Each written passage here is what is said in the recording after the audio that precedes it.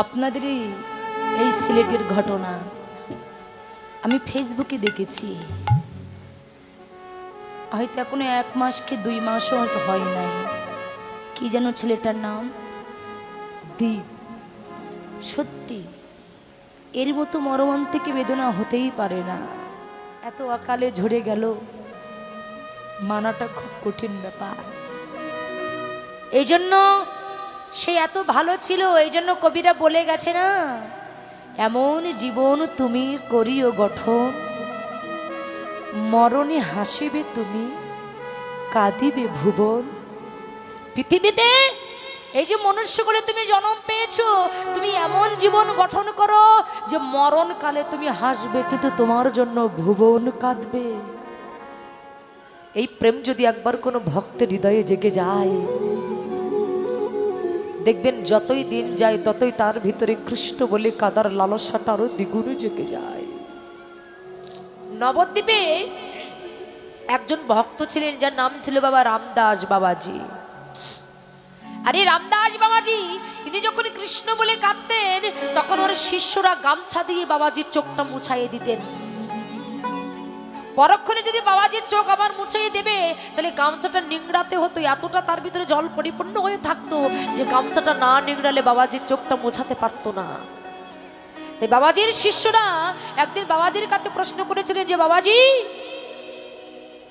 আপনি এত কৃষ্ণ বলে কাঁদেন কেন? কৃষ্ণ বলে কেঁদে আপনি কি সুখ পান?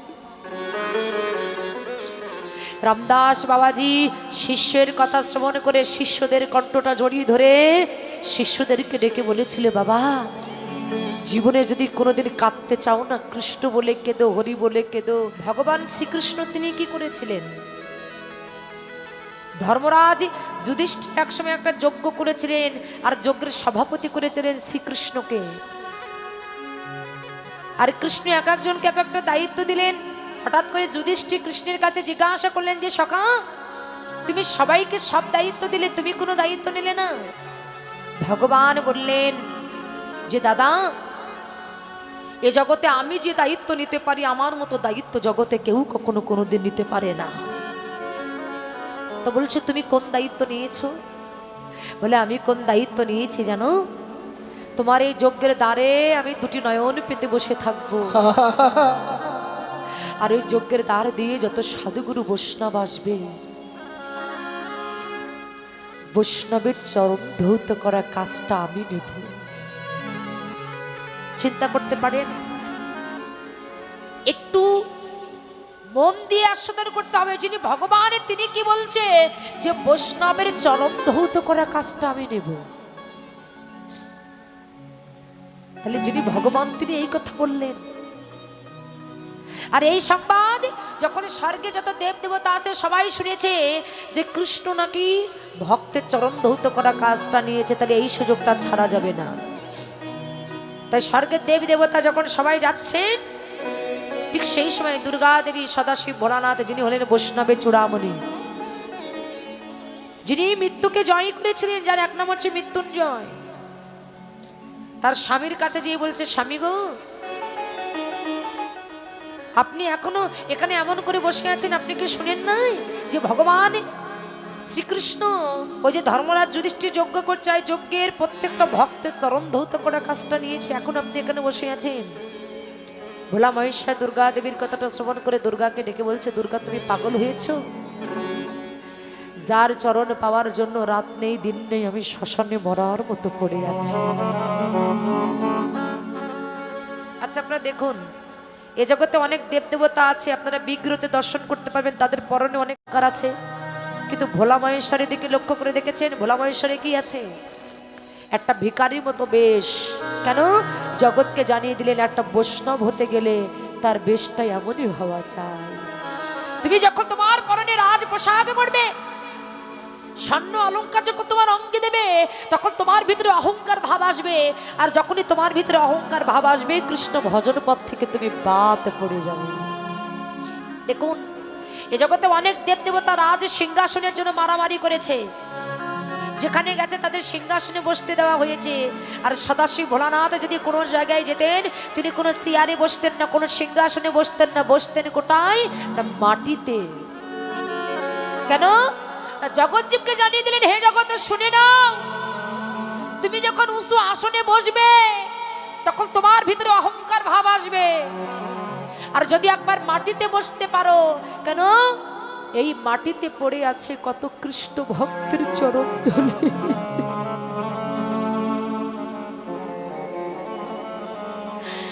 তুমি যখনই একবার মাটিতে বসবে, ওই ভক্তের চরণ ধুলি যখন তোমার অঙ্গে একবার লেগে যাবে, তখন তোমার ভিতরে কৃষ্ণ প্রেম ভক্তির জন্ম হয়ে যাবে। হরি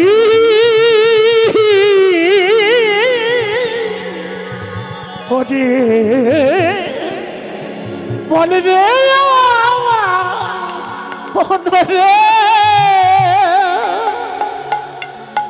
তখন তোমার ভিতরে কৃষ্ণ প্রেম ভক্তি জন্ম হবে। তিনি জগৎকে জানিয়ে দিলেন, জগৎ আমাকে দেখে তোমরা কিছু শিখে নাও, একটা বৈষ্ণবের কেমন ভাব হওয়া চাই, একটা বৈষ্ণবের কেমন হতে হয়। গলায় বড় বড় মালা দিলাম, হাতে জপের মালা নিলাম, ললাটে তিলক দিলাম, মাথায় শিক্ষা রাখলাম, পরনে গিরেও বসন পড়লাম, হাতে জপের মালা নিলাম, বৈষ্ণব হলাম। বৈষ্ণব হওয়া অত মুখের কথা নয়, অনেক কঠিন ব্যাপার, অনেক কঠিন ব্যাপার। এবার ভোলা মহেশ্বর মনে মনে চিন্তা করছে যে আমার তো যজ্ঞে যেতে হবে, কিন্তু আমি যার চরণ পাওয়ার জন্য রাত নেই দিন নেই শ্মশানে মরার মতো সাধনা করি, আমি তাকে তো আমার এই চরণে হাত দিতে আমি দেব না, আমি তাকে আমার চরণে হাত দিতে আমি দেব না। তাই ভোলা মহেশ্বর মনে মনে চিন্তা করলেন যে যজ্ঞে তো আমায় যেতেই হবে, কিন্তু আমি কৃষ্ণকে আমার চরণ আমি ধৌত করতে দেব না। আমি যার চরণ পাওয়ার জন্য আমি মরার মতো পড়ে আছি, তাকে কেন আমি আমার চরণ ধৌত করতে দেব? তাই কৃষ্ণ যেন বুঝতে না পারে, তার জন্য ভোলা মহেশ্বর একটা কুকুরের রূপ ধারণ করলেন। কুকুরের রূপ ধারণ করে যজ্ঞে যখন যাচ্ছে, আর কৃষ্ণ কি করছে, আপনি যদি কাউকে চরণ ধৌত করতে যান তাহলে আপনাকে নিচু হতে হবে, নিচু না হলে কি চরণ ধোয়া যায়? ভগবান যখন নিচু হয়ে ভক্ত চরণ ধৌত করছে, আর সেই সময় ভোলা মহেশ্বর কুকুরের বেশ ধরে ওই পথে আসছে, কিন্তু ভগবানেরও মনে বড় বাসনা, ভোলা এ জগতে সবাই আমার চরণ ধুলি অঙ্গে মাখে, কিন্তু আমার মনে বর্ষণা আমার ভক্তের চরণ দুটি আমি বুকে জড়িয়ে ধরবো।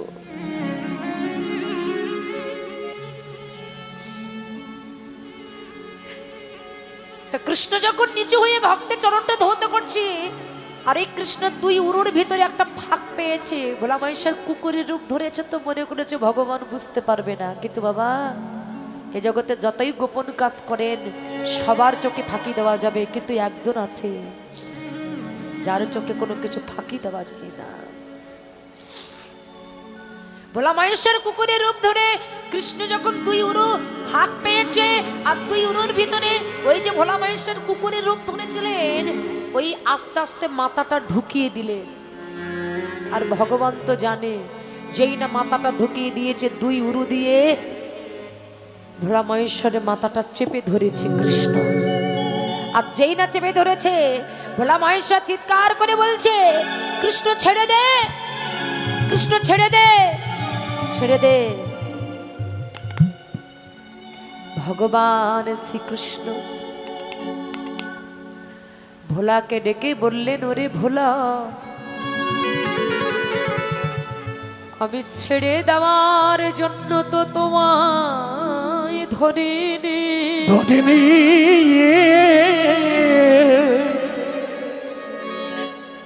এই জগতে সকলে ভক্ত আমার চরণ ধুলি পাওয়ার জন্য কাঁদে, কিন্তু ভোলা তুমি তো জানো না, জানো না আমি এই পথে নয়ন দিয়ে বসে আছি, কখন তুমি আসবে, তুমি আসবে।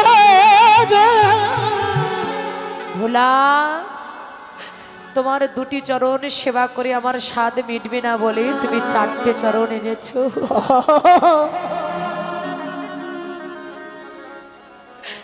শোনো না, শোনো না, এ জগতে কত ভক্তকে আমি নদীর জল দিয়ে চরণ ধৌত করেছি, যমুনার জল দিয়ে চরণ ধৌত করেছি, খাল বিলে জল দিয়ে চরণ ধৌত করেছি, কিন্তু তোমার মতো ভক্তের জন্য রেখেছি কি জানো? আমার নয়ন জলে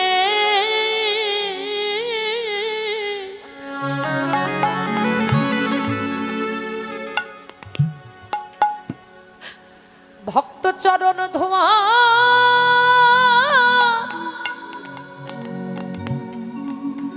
ধোয়াইব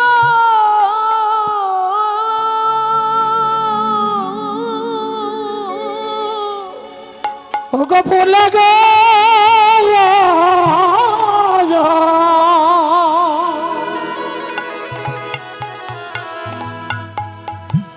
দুটি নয়ন জলে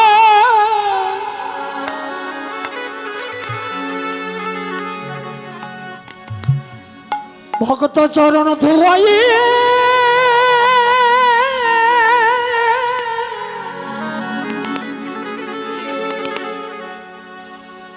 আমি ধুয়াইব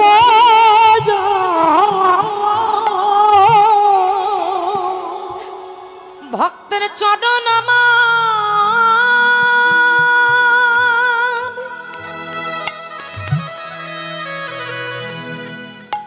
চরণ আমার, আমার হৃদয়ে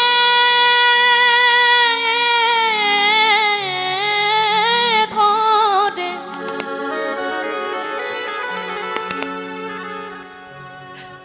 দুটি নয়ন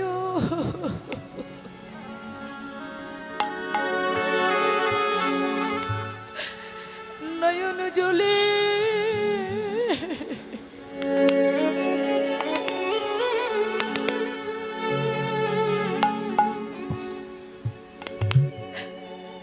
ভক্ত চরণ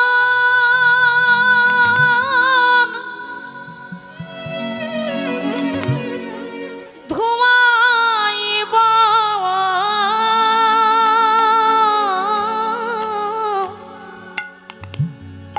ওরে ভগত চরণ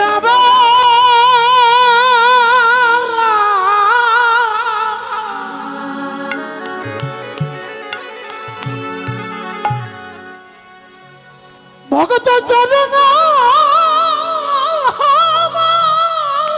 তাই গৌর হরি হরি বল। ওরে আমার হৃদয়ে ধরে দুটি নয়ন জলে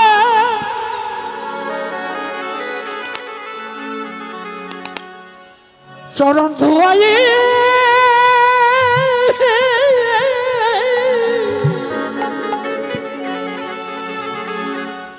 আমি ধুয়াইব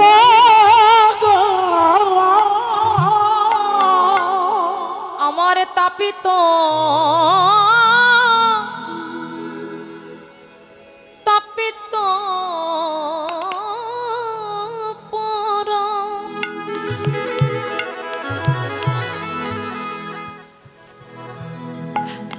আমি শীতল, আমি শীতল করব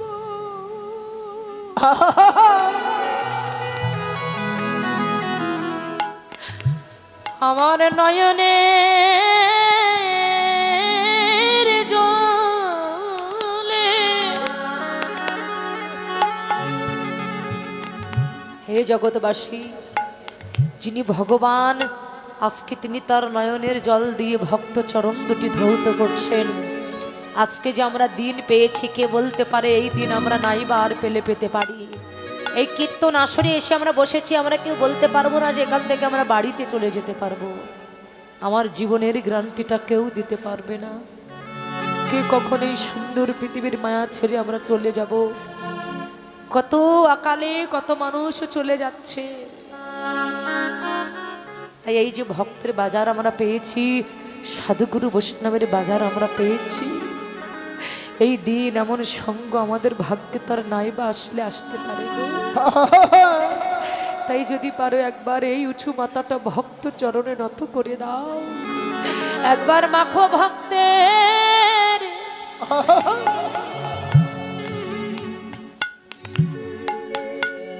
চরণের ধুলি। ওরে একবার মা ভাগতে তাই গৌর হরিব চরণে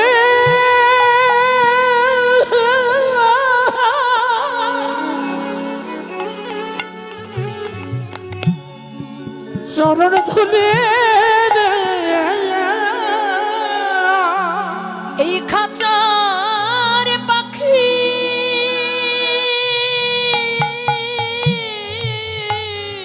বলে হরিবা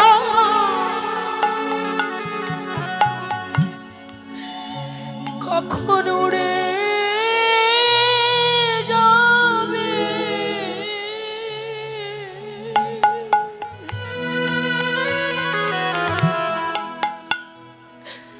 তোমরা মাখো ভক্তি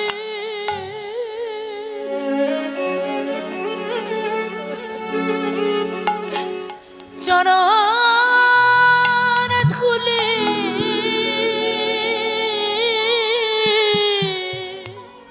ষড় গোস্বামীর মধ্যে এক গোস্বামী ছিলেন যার নাম ছিলেন সনাতন গোস্বামী। লক্ষ্য করবেন, আর এই সনাতন গোস্বামী বাবা এর মস্ত বড় ধনী ছিলেন।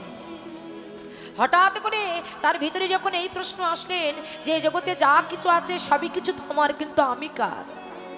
আর যখন এই প্রশ্নটা তার ভিতরে জেগেছে, তিনি ঘর বাড়ি বিষয় বাসনাকে পরিত্যাগ করে চিরজনমের মতো গৌর গোবিন্দের ভজনের পথে তার দেহটাকে তিনি অর্পণ করে দিলেন। ওই বাচ্চাদেরকে শান্ত করুন, সামনে বাচ্চা যারা বসে আছে। চলে গেলেন বৃন্দাবনে। বৃন্দাবনে যে একটা পাতার কুটি নির্মাণ করে ধীরে ধীরে দিন যাপন করতে লাগলেন। হঠাৎ করে ওই বৃন্দাবনে তার জীর্ণ কুটিরে বসে তিনি জপের মালা জপ করছেন, নামের মালা জপ করছেন, আর দুটি নয়নের জলে ভেসে যাচ্ছেন। আর বাবা ঠিক সেই সময় একটা কন্যাগ্রস্ত পিতা তার কন্যাকে বিবাহ দেবে, কিন্তু কন্যাকে বিবাহ দেওয়ার মতো কোনো সম্পত্তি তার ঘরে নাই। সেই কন্যাগ্রস্ত পিতা সনাতন গোস্বামী যখন হাতে জপের মালা নিয়ে যখন কৃষ্ণ নাম জপ করছেন, নয়ন জলে ভাসছেন, কন্যাগ্রস্ত পিতা সনাতন গোস্বামীর সম্মুখে যেয়ে দুটি কর পেতে দাঁড়িয়ে বলছে, বাবাজি আমায় কিছু ভিক্ষা দেবে গো, আমায় কিছু ভিক্ষা দাও না। সনাতন গোস্বামী বললেন, হ্যাঁ রে ভিখারি, ভিখারির কাছে ভিক্ষা চাইলে কি কখনো কোনদিন ভিক্ষা পাওয়া যায়? আরে আমি নিজে তো হলাম একটা ভিখারি, আর তুই আমার মতো ভিখারির কাছে ভিক্ষা চাইছিস? আমি তো সবকিছু ছেড়ে দিয়ে চিরজনমের মতো ভিখারি হয়েছি। কোন ভিখারি হয়েছি জানিস? আমি কৃষ্ণ নামের ভিখারি হয়ে গেছি, আমি গৌর নামের ভিখারি হয়ে গেছি। তুই ভিখারির কাছে ভিক্ষা চাইছিস, তোকে আমি কি ভিক্ষা দেব রে? বলছে, বাবুজি তোমার চরণে যখন এসে পড়েছে, তাহলে তুমি কৃপা করে আমায় কিছু ভিক্ষা দাও, কিছু তো ভিক্ষা দাও। এখন বারবার যখন ভিক্ষা চাইছে, সনাতন গোস্বামী বলছে, বাবা আমার কাছে যখন তুমি ভিক্ষা চাইছো, তাহলে তোমার আমি কি ভিক্ষা দেব? কিন্তু ইহ জগতের কোনো টাকা পয়সা তো আমার কাছে নাই, তবে তোমাকে একটা জিনিস দিতে পারি। কি? বলছে, শোনো, ওই যমুনার ধারে, শোনো বাবা, ওই যমুনার ধারে কিছু বালি রাখা আছে, আর এই বালি টাকলা করে দেখবে ওই বালির ভিতরে একটা পাথর রাখা আছে। ওই পাথরটা যদি তুমি ঘরে নিয়ে যেতে পারো, তাহলে তুমি কোটি কোটি টাকার মালিক হয়ে যাবে। ভিখারি যমুনার ধারে গেলেন, বালি টাকলা করে দেখে যে তার ভিতরে পাথর আছে বাবা, কিন্তু পাথরটা যেন তেন পাথর নয়, সেই পাথরটা হলো পরশ পাথর। আর এই পরশ পাথর যদি এ জগতে কারো কাছে থাকে, এহ জগতের রাজা তার সাথে পারবে না। আর এই পরশ পাথরটা ভিখারি হাতে নিয়ে মনে মনে চিন্তা করছে, যেখানে পরশ পাথর পড়ে আছে বাবাজি তো জানে, কিন্তু এত মূল্যবান বস্তু এখানে পড়ে আছে, এই পাথরের দিকে বাবাজির কোনো লক্ষ্য নাই, তাহলে আমার মনে হয় এর চাইতে আরো কোনো বড় সম্পদ ওই বাবাজির কাছে আছে। এই পাথরের চাইতে আরো কোনো বড় সম্পদ ওই বাবাজির কাছে আছে, তার জন্য এই পরশ পাথরের মূল্য ওই বাবাজির কাছে নাই। ভিখারি কি করলো জানেন? কার যে কখন চৈতন্য জ্ঞান ফিরবে কে বলতে পারে গো। ভিখারি কি করলো? পরশ পাথরটা ওই যমুনার জলে ছুঁড়ে ফেলে দিলেন। যমুনার জলে ছুঁড়ে ফেলে দিয়ে ভিখারি ছুটতে ছুটতে এসে সনাতন গোস্বামীর চরণ দুটি বুকের ভিতরে জড়িয়ে ধরেছে। বাবাজি, কি ব্যাপার বাবা? তুমি আমার কাছে চেয়েছিলে কিছু সম্পদ, আমি তোমাকে এমন সম্পদ দিয়েছি, তোমার তো ভিক্ষা করে খাওয়া লাগবে না, তাহলে কি গো তুমি আবার আমার কাছে আসলে? ভিখারি নয়নে জলটা ছেড়ে দিয়ে সনাতন গোস্বামীর চরণ দুটি জড়িয়ে ধরে বলছে, বাবাজি গো, যে ধনে হইয়া ধনী মনিকে মানো না মনি। তুমি যে ধনে ধনী হয়েছ, এই জাগতিক জগতের ধন তোমার কাছে কোনো মূল্য নাই, এত অমূল্য ধন তোমার কাছে কোনো মূল্য নাই, তাহলে এর চাইতে কোনো অমূল্য রতন তোমার কাছে আছে, তার জন্য এই সম্পদের কোনো দাম তোমার কাছে নাই। তাই বাবাজি, তুমি কৃপা করে যে ধনে ধনী হয়েছ, তুমি কি পারো ওই ধনে আমাকে একটু ধনী করে দিতে?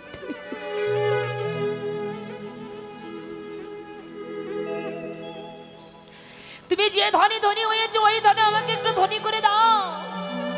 সনাতন গোস্বামী বলছে, বাবা, আমি যে ধনে ধনী হয়েছি, এই ধনে যে একবার ধনী হয়ে যায়, এগো জগতের বিষয় বাসনা টাকা পয়সা তার আর কোনো কিছু ভালো লাগে না। ওরে বলে রে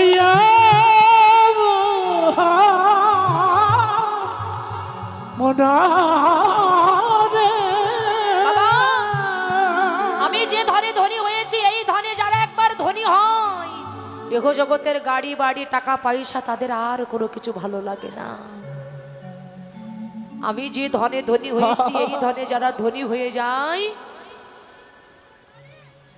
তারা চিরজনমের মতো পথের ভিখারি হয়ে যায়।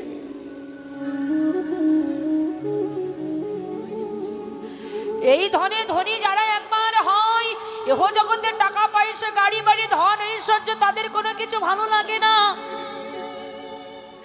এই ধনে যারা একেবারে ধনী হয়,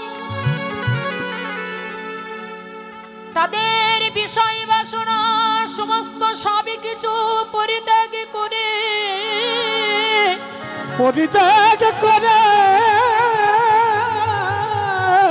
তারা যে বদনে গৌর বলে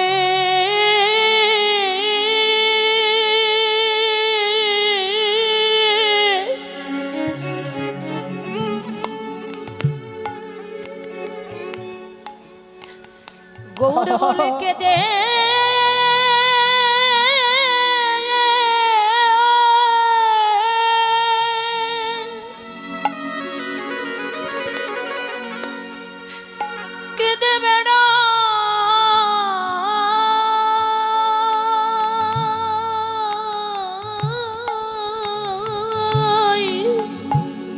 তারা গৌর বলে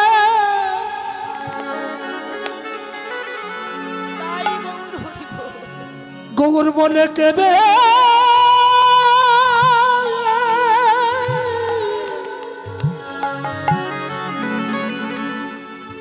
কেঁদে বেড়ায়,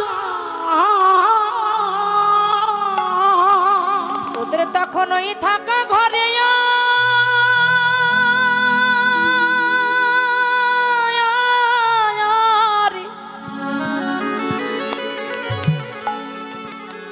আরে মন বসে না।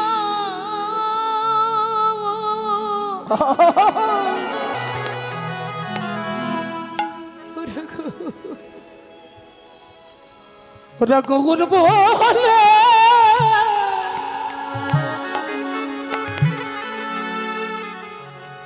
ওরা গগন বলে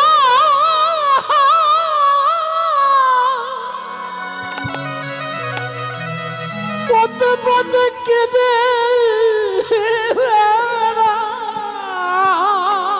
ওরা কেঁদে বলে কোন পথে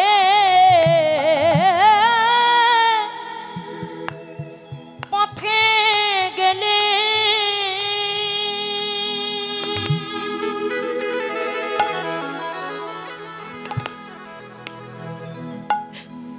এই গৌর ভক্তের সঙ্গ পাবো।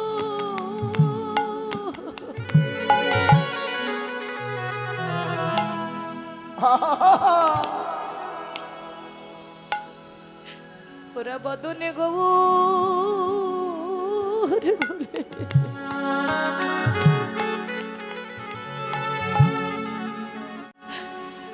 গৌরে বলে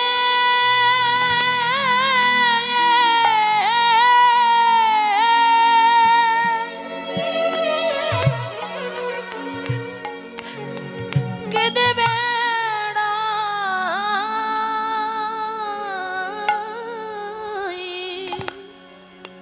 ওরে কোন পথে গেলে তাই গৌর হরি হরি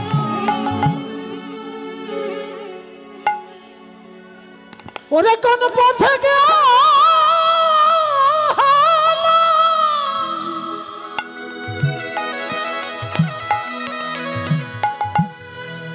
কোন পথে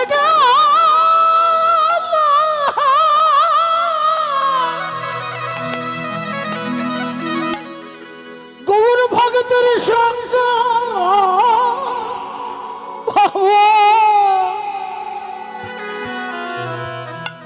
ওরে পথে পথে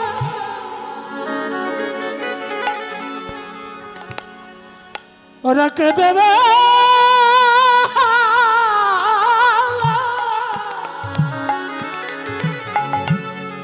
কেঁদে বেড়ায় আমরা কোন পথে গেলে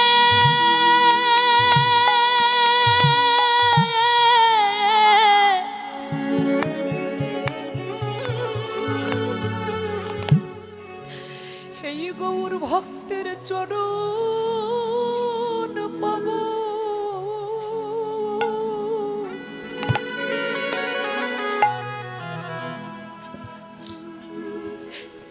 বদনে গৌর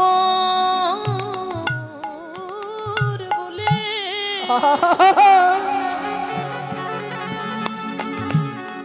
এই জগৎবাসী আজকে যে ভক্ত চরণ ধুলি অঙ্গে মাখবার জন্য আমার ভগবান সবকিছু ত্যাগ করে পথের ভিখারি হয়েছেন, যিনি বৃন্দাবনে শ্রীকৃষ্ণ রূপে ছিলেন, আজকে তিনি গৌর বেশে কাঙালের বেই ধরে নদিয়ায় এসেছেন কেন? একমাত্র শুধুমাত্র ভক্ত চরণ ধুলি অঙ্গে পরশ করবার জন্য। নিতাই গৌর হরি।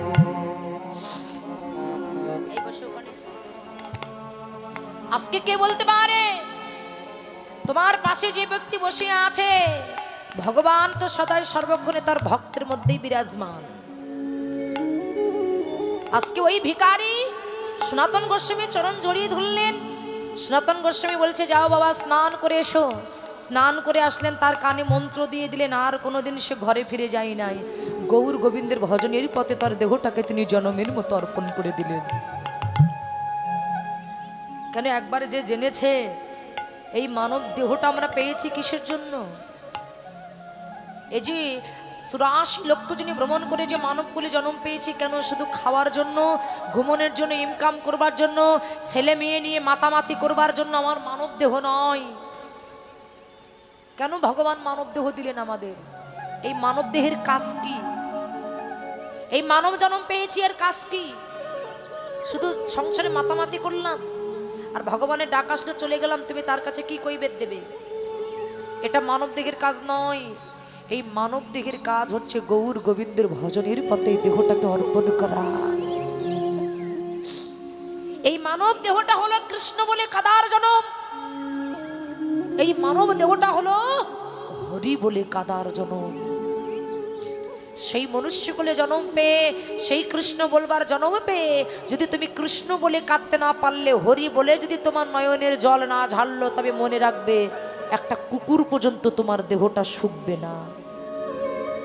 একটা কুকুর, ওই কুকুর তোমার দেহটা শুকে দেখবে না। যদি কৃষ্ণ নামের গন্ধ, হরি নামের গন্ধ যদি তোমার ভিতরে না থাকে।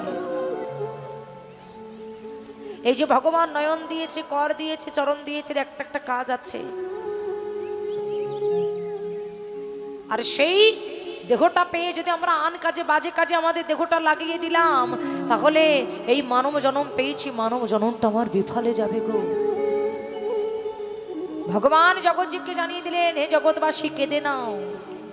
কৃষ্ণ বলে কাদার ভিতরে যে কত সুখ, এ জগতে যে ভক্ত একমাত্র কৃষ্ণ বলে কাঁদতে পেরেছে জগতে সেই তো জানে। অনেকে বলে, আমার ভাইয়েরা বোনেরা বলে যে আমি এখন কেন ভজন পথে যাবো, আমার এখন তো সময় হয় নাই। সময় হয় নাই এই কথাটা তুমি মুখ দিয়ে একবারও বলো না। সময় তোমার কখন, বৃদ্ধকাল তুমি কখন ঝরে যাবে তুমি নিজেও জানো না, কখন তুমি ঝরে পড়বে তুমি নিজেও জানো না।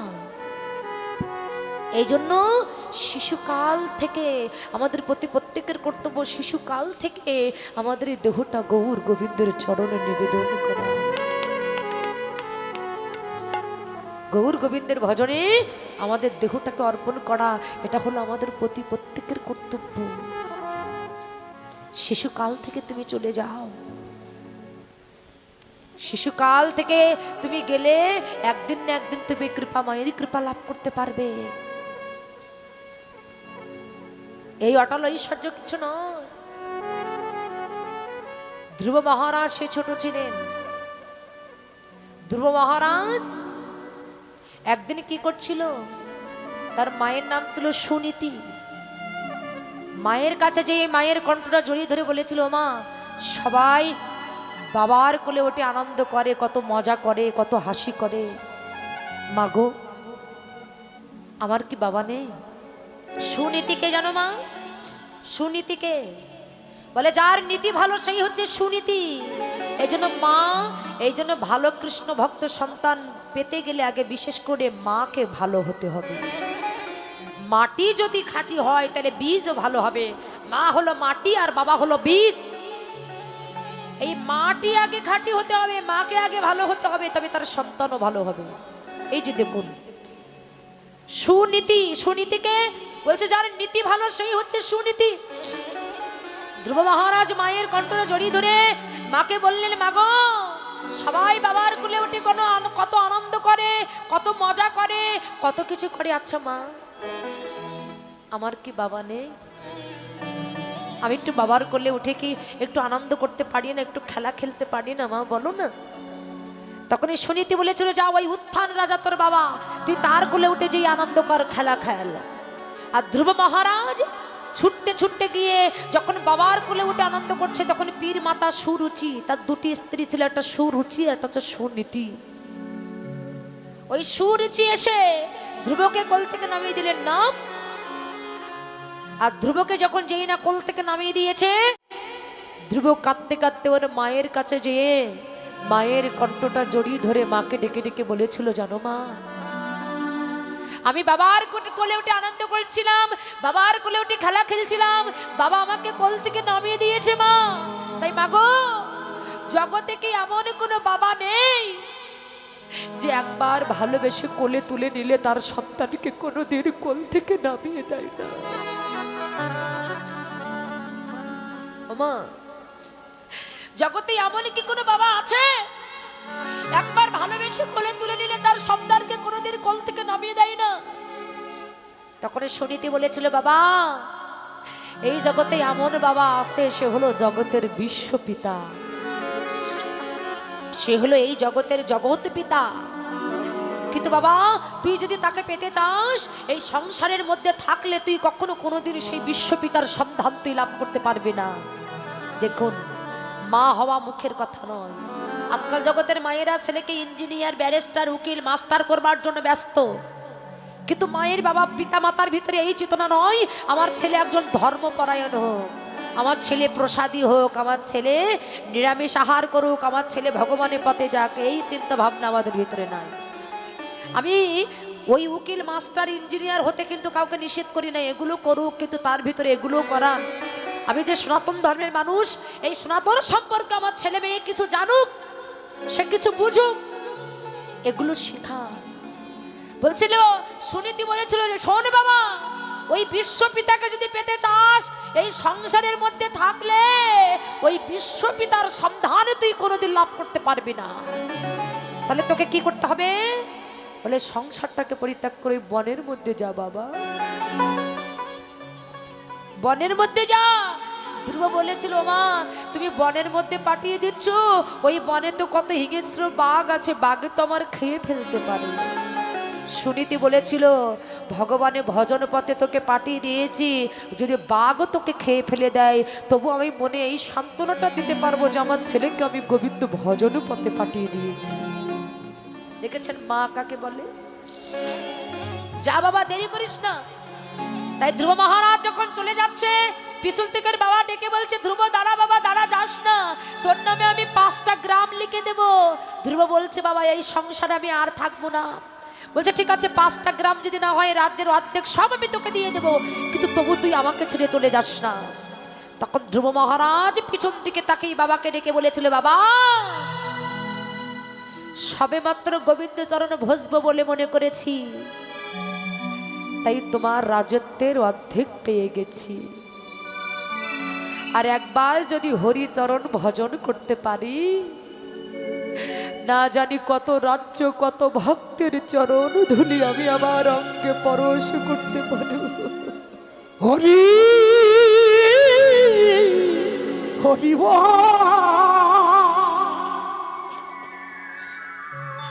না জানি কত রাজ্য কত ভক্তের চরণ ধুলি আমি আমার সর্বাঙ্গে পরশ করতে পারবো। সেই ছোটবেলা থেকে তার মা হরি ভজনে তার দেহটাকে অর্পণ করে দিলেন। এই হলো মা, এই হলো মা। ভক্ত প্রহ্লাদ সেও তার মায়ের কারণে মায়ের গর্ভে বসে 5 বছরে কৃষ্ণকে দর্শন পেয়েছিলেন। ভগবান জগৎ জীবকে জানিয়ে দিলেন জগৎ এত গৌরব করো তুমি, এত অহংকার কর, কি নিয়ে অহংকার করো? এই যে এত কি নিয়ে অহংকার তোমার? রূপের গৌরব? ও মায়েরা কিসের গৌরব? রূপের, যৌবনের। কিন্তু রূপ আমার কতদিন থাকবে গো? আপেলের মতো চেহারা তো 2 দিন পরে বেগুন পোড়ার মতো হয়ে যাবে, সেদিকে তো কেউ দেখবে না। তাহলে কিসের গৌরব, কিসের অহংকার, কিসের মান, কিসের অভিমান? ঠিক আছে এটা পরে বলছি। কিসের মান কিসের অভিমান? ও মায়েরা আজকে যে দেহ যৌবন, এই দেহ যৌবন তোমার বিফলে যাবে যদি গোবিন্দ সেবায় তুমি না লাগাতে পারো। আজকে অহংকার করছো, কিসের অহংকার, কিসের মান, কিসের অভিমান? হ্যাঁ, যে দেহ নিয়ে তুমি এত গৌরব করো, সেই অহংকার মান অভিমান তোমার কোথায় যাবে যেদিন আমার ভগবান তোমার নাম ধরে যেদিন জনমের মতো ডাক দেবে? উপরালা ডাকবে যেদিন কারো বাধা মানবে না। ও মায়েরা এই জন্য বললেন না, যখন আসবে ডাক্তার, এহ জগতের ডাক্তার তোমার কি করবে? আসতে যখন তার ডাক আসবে, এহ জগতের ডাক্তার তোমার কি করবে?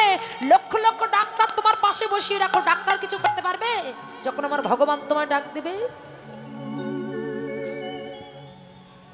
তাই তো বৈষ্ণব কবি কত সুন্দর বলে গেলেন, কি নিয়ে যাবে তুমি, কি নিয়ে এসেছে তুমি, আর যাওয়ার কালে কি নিয়ে যাবে তুমি?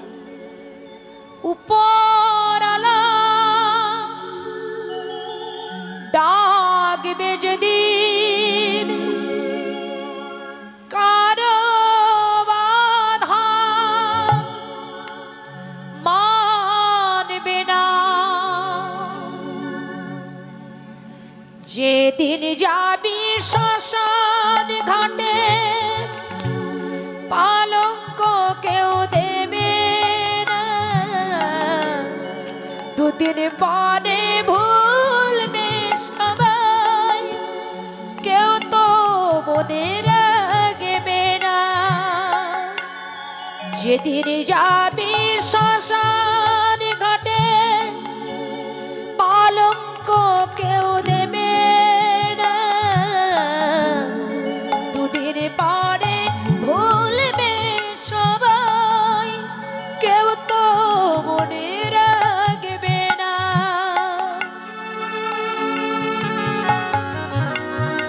তাই গৌর হরি হরি বল।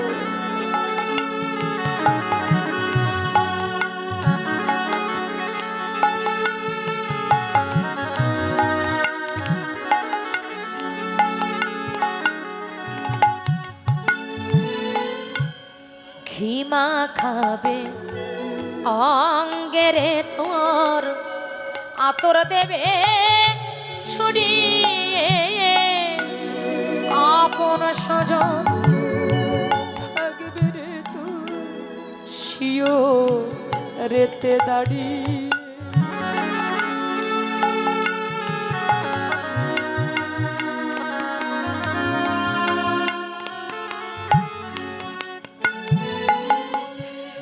ঘিমা খাবে অঙ্গেরে তোর, আতর দেবে ছড়িয়ে, আপন স্বজন থাকবে রে তোর শিও রেতে দাঁড়িয়ে। হিরে মুক্ত স্বর্ণ দানা সঙ্গে কিছু দেবে না, দুদিন পরে ভুলবে সবাই, কেউ তো মনে রাখবে না।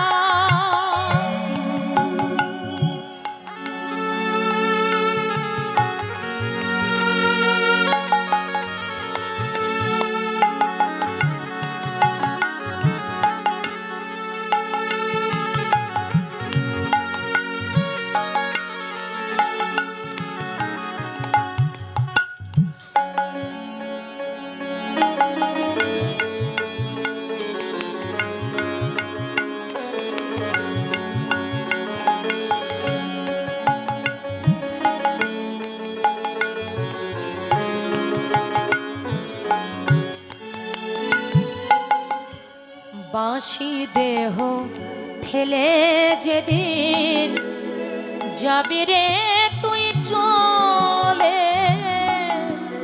ব্যস্ত হবে বন্ধু স্বজন উঠা বেচৌ দলে।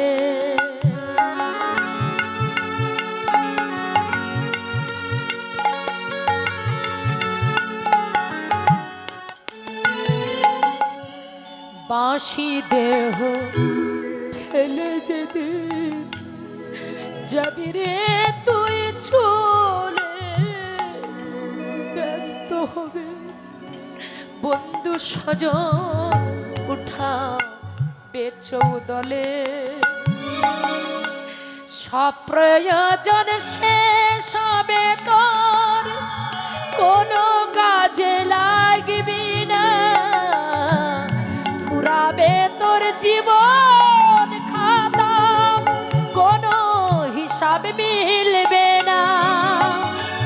সপ্রয়োজন শেষ হবে তোর, কোনো কাজে লাগবে না,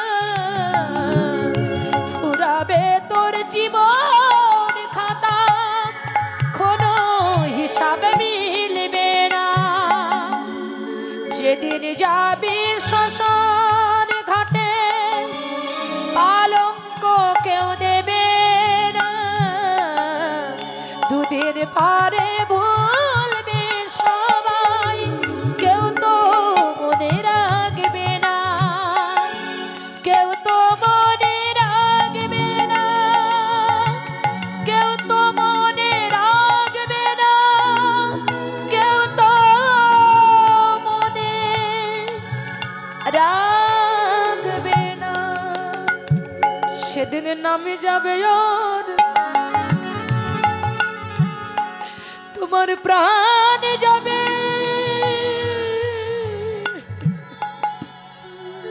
ওরে সেদিন নামে যা তাই গৌর হরি হরি বল, গৌর হরি হরি বল। তোমার প্রাণ যাবে যেদিন প্রাণী গোবিন্দে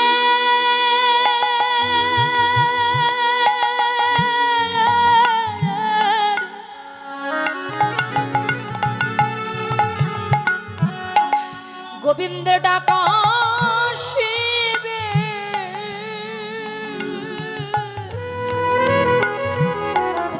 মধুর নামে যাবে আর প্রাণ যাবে।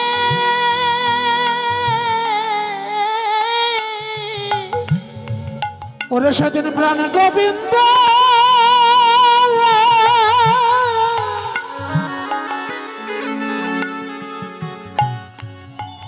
ওরে সেদিন প্রাণ গোবিন্দ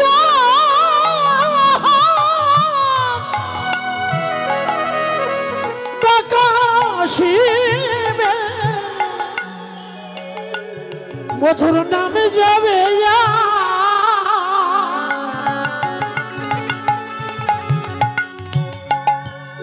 তোমার প্রাণ যাবে। সেদিন এই খালি খাঁচা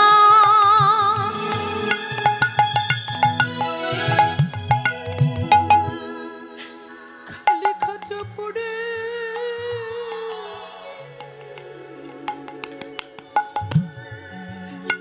পড়ে রবে।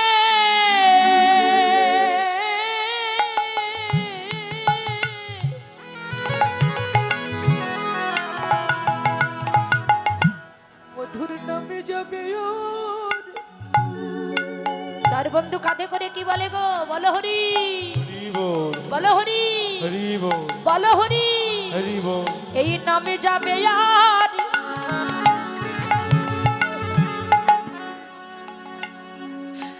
প্রাণ যাবে। চার বন্ধু কাঁধে করে যাবি তাই গৌর হরি হরি বল। তোমায় নিয়ে যাবে মধুর নামে যাবে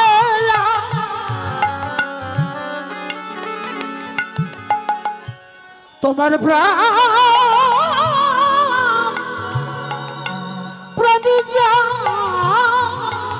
হবে। সেদিন তোমার সবই কিছু পড়ে রবে, মধুর নামে যাবে আর প্রাণ যাবে। সবই কিছু পড়ে যাবে, এই নামে যাবে আর প্রাণ যাবে। ওরে সবই কিছু পড়ে যাবে, নামে যাবে আর প্রাণ যাবে। তোমার সবই কিছু পড়ে যাবে, মধুর নাম যাবে আর প্রাণ যাবে। সবই কিছু পড়ে যাবে, মধুর নাম যাবে আর প্রাণ যাবে। ওরে একা একা যেতে হবে, মধুর নাম যাবে আর প্রাণ যাবে। একা একা যেতে হবে, নামে যাবে আর প্রাণ যাবে।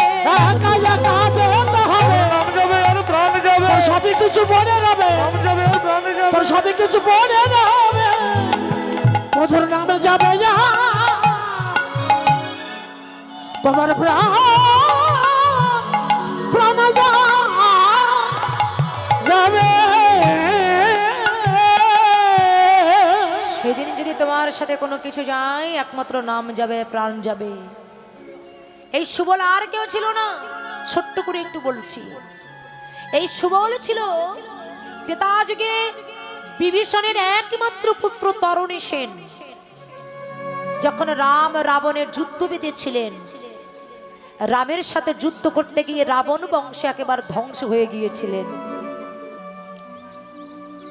তখন ছোট্ট ছেলে তরুণী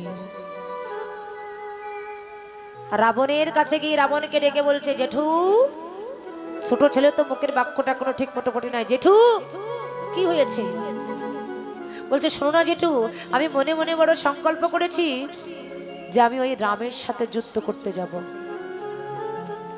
আর যখন এই কথা বলেছে যে রামের সাথে যুদ্ধ করতে যাবে, এই কথাটা শ্রবণ করে রাবণ তরুণীকে বলছে, না তরুণী না, আমি তোকে রামের সাথে যুদ্ধ করতে দেব না। কেন? বলে, রামের সাথে যুদ্ধ করতে গিয়ে আমার এই রাক্ষস বংশ একেবারে সব ধ্বংস হয়ে গেছে, আমি তোকে যুদ্ধ করতে দেব না। তরুণী বলছে, জেঠু তোমাকে ভয় পেলে মানায়? তরুণ রাবণকে ডেকে বললেন, আচ্ছা জেঠু, তুমি না বলেছিলে একদিন এই রাজ্যের আমাকে রাজা করবে? বলে, হ্যাঁ। তাহলে একটা কাজ করো, তুমি সিংহাসন থেকে নেমে এসো। সিংহাসন থেকে নেমে এলেন, বলে তোমার ওই সিংহাসনে পরে আমাকে বসিয়ে দাও। বসিয়ে দিলেন। বলছে, আচ্ছা জেঠু, আমি তোমার আজ সিংহাসনে বসেছি, তাহলে আমি কে হই? বলে, তুমি রাজা। বলে, তুমি যদি রাজা, আমি যদি রাজা হই তাহলে তুমি কে? বলছে, আমি হলাম প্রজা। বলছে, প্রজার কর্ম কি? বলছে, প্রজার কর্ম হচ্ছে রাজ আদেশ মেনে চলা। বলছে, জেঠু তাই যদি হয় তাহলে আমি তোমাকে আদেশ করছি, ওই রামের সাথে যুদ্ধ করবার জন্য তুমি আমাকে একটু অনুমতি দাও। আর বাবা যেই না বলেছে, তখন রাবণ বলছে, তরুণী রে, আমি তোকে যুদ্ধ করবার অনুমতি দিলাম, কিন্তু যে মা তোকে 10 মাস 10 দিন এই গর্ভে ধরে, হরি বল, টোনটা একটু বাড়ান, মেন বকালে টোনটা একটু বাড়ান, যে মা তোকে 10 মাস 10 দিন গর্ভ ধরে এই পৃথিবীর বদন যে মা তোকে দেখালো, সেই মায়ের কাছ থেকে তুই একটু অনুমতি নিয়ে আয়। লক্ষ্য করবেন, মন দিয়ে শুনবেন এদিকে। তরুণী ছুটছে মায়ের কাছে, মা, মাগো তুমি কোথায়? শর্মা দেবী তখন গৃহকর্ম করছিলেন। কি হয়েছে বাবা? ও মা, তুমি তো জানো না, তোমাকে একটা খুশির সংবাদ দেওয়ার জন্য আমি এসেছি। খুশির সংবাদ কি? মাগো, জানো মা, আমি ওই রাবণের সাথে যুদ্ধ করতে যাব, তুমি জানো? ও মায়েরা, আর যেই না এই কথার শ্রবণ করেছে, শর্মা দেবী নয়নে জলে কাঁদছে। কেন জানে যে রামের সাথে যারা একবার যুদ্ধ করতে যায় তারা আর কোনোদিন ফিরে আসে না। আর শর্মা দেবী মনে মনে চিন্তা করলে, আমি যদি আমার ছেলেকে মায়ার বাঁধনে বেঁধে রাখি, তাহলে আমার তরুণীকে এই রাক্ষস বংশ থেকে আমি কখনো কোনোদিন উদ্ধার করতে পারবো না। তাই নিজের একমাত্র পুত্র, মা বলা ধন, একমাত্র ছেলে। আচ্ছা বলুন তো, এই জগতে যদি কোনো পিতামাতার একটা মাত্র পুত্র সন্তান থাকে, সন্তান হারানোর যে কত যন্ত্রণা। যদি কোনো বাবা মা বেঁচে থাকে আর তার সন্তান যদি মারা যায়, সেই বাবা মা বেঁচে থেকেও মরা। এ জগতে যে মায়ের একটা মাত্র পুত্র, যে বাবার একটা মাত্র পুত্র, সেই একটা মাত্র পুত্র যে বাবা মাকে ছেড়ে চলে গেছে, সন্তান হারানোর যে কত বেদনা জগতে সেই মা জানে, সেই বাবা জানে। শর্মা দেবী নিজের বুকের ব্যথাটা বুকে চেপে রেখে বলছে, তরুণী, তুই যুদ্ধ করতে যাবি? হ্যাঁ মা, তুমি আমাকে সাজিয়ে দেবে না? শর্মা দেবী কি করেছে জানো মা? হাতে চন্দন গুলে তরুণীর সর্ব অঙ্গে জয় রাম জয় রাম বলে লিখে দিলেন। তরুণী বলছে, মাগো, আমি যার সাথে যুদ্ধ করতে যাচ্ছি, যে আমার শত্রু, সেই শত্রুর নাম তুমি কেন আমার অঙ্গে লিখে দিলে? শর্মা দেবী বলছে, বাবা,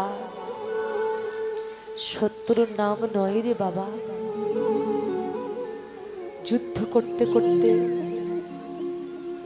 তোর যদি বানের নাম মনে না থাকে,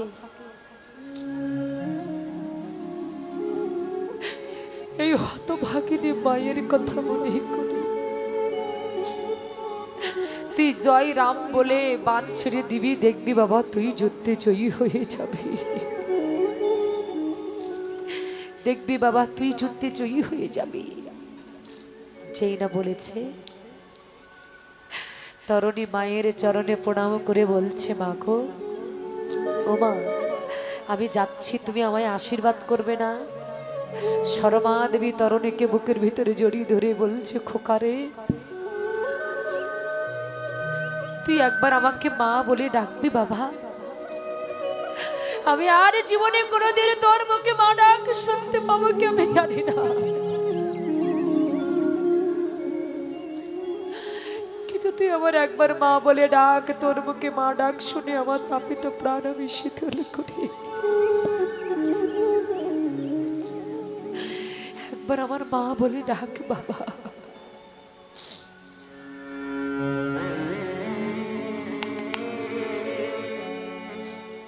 তুই একবার আমায় মা বলে যা। তরুণী মায়ের চরণে প্রণাম করলেন। মায়ের চরণে প্রণাম করবার পরে তরুণী বলছে, মা গো, ও মা, তুমি আমায় আশীর্বাদ করবে না? শর্মা দেবী বলছে, বাবা, আমি তোকে এমন আশীর্বাদ করবো, এহ জগতে কোনো মা তার সন্তানকে এমন আশীর্বাদ করে না।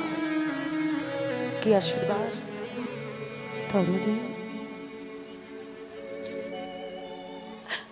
আমি তোর শিরে ধরি করে আসিস, এ জনমের মতো তুই যেন আর ফিরে না আসিস, ওই রামচন্দ্রের হাতে যেন তোর মৃত্যু হয়। হরি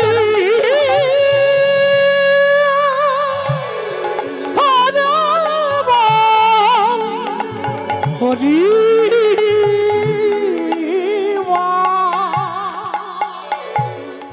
ওই রামচন্দ্রের হাতে যেন তোর মৃত্যু হয়। এই আশীর্বাদ নিয়ে চলে গেলেন যুদ্ধের ময়দানে যাবে। আর ঠিক সেই সময় রাবণের চরণে প্রণাম করতে গেছে।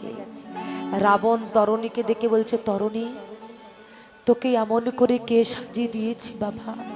বলছে, কেন আমার মা? রাবণ তখন তরুণীকে বুকে জড়িয়ে ধরে বলছে, রাবণের মতো রাম ভক্ত কেউ ছিল না। তরুণীকে বুকের ভিতরে জড়িয়ে ধরে বলছে, তরুণী,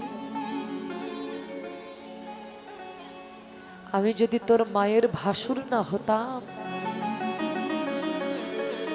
আমার ঘরে এমন রাম ভক্ত আছে আমার তো জানা ছিল না। তা আমি যদি তোর মায়ের ভাসুর না হতাম, তোর মায়ের চরণ দুটি আমার বুকে জড়িয়ে ধরে আমার এই তাপিত প্রাণ আমি শীতল করতাম। যা বাবা, তুই যা। তরুণী ওই সাজে সেজে যুদ্ধের ময়দানে এসে রামচন্দ্রকে বলছে, কোথায় রামচন্দ্র? বেরিয়ে এসো, আমি তোমার সাথে যুদ্ধ করব। রামচন্দ্র রামচন্দ্র বলে যখন চিৎকার করে ডাকতে লাগলেন, রামচন্দ্র এসে দেখে ছোট্ট একটা বালক দাঁড়িয়ে আছে, যার সর্ব অঙ্গে জয় রাম অঙ্কিত করা। ভগবান ভক্তকে দেখে দুটি বাহুকে প্রসারিত করে বলছে, ভক্ত এসো, ভক্ত তুমি একবার আমার বুকে এসো। আমি তোমার ভক্ত নয়, আমি তোমার শত্রু, আমি তোমার সাথে যুদ্ধ করতে এসেছি। বলে, তুমি যদি আমার শত্রু হবে তবে তোমার সর্ব অঙ্গে কেন জয়রাম? আমি জীবনে পৃথিবীতে আসি দুষ্টের দমন করতে, সৃষ্টির পালন করতে, সাধুদের পরিত্রাণ করতে আমি যুগে যুগে পৃথিবীতে আবির্ভূত হই, কিন্তু আমি কোনোদিন আমার ভক্তের সাথে আমি যুদ্ধ করি না। আমি নিজ বদনে বলেছি, আমার হতে আমার নাম বড়, নাম হতে আমার ভক্ত বড়, ভক্ত হতে ভক্তের চরণ ধরে জগতে আরো বেশি বড়।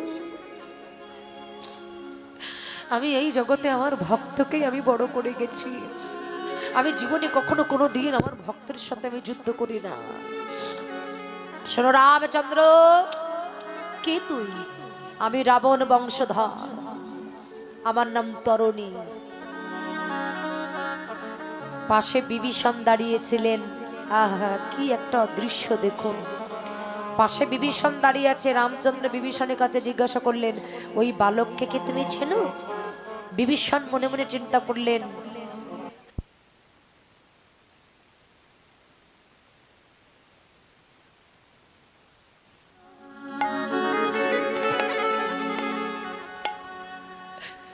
তুমি করে দিও না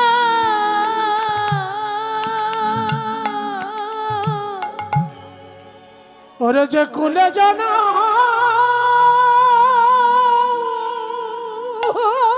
তাই গৌর হরি হরি বল।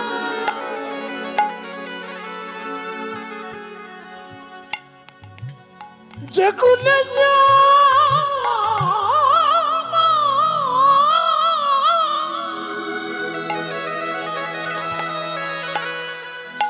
প্রভু দেওয়ানা কেন তোমার সঙ্গ ছাড়া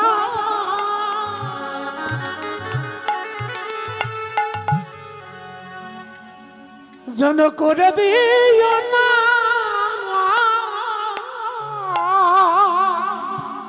রামচন্দ্র তখন তরণীর কাটামুন্ডটা হাতে নিয়ে তরণীকে বলেছিল, তরণী আজকে যাওয়ার সময়, কেননা গীতাই বললেন কোন মৃদু পথযাত্রী ব্যক্তি যে যা মনস্কামনা করতে করতে চলে যায়, পরবর্তী জন্মে তার সেই বাসনা পূর্ণ হয়।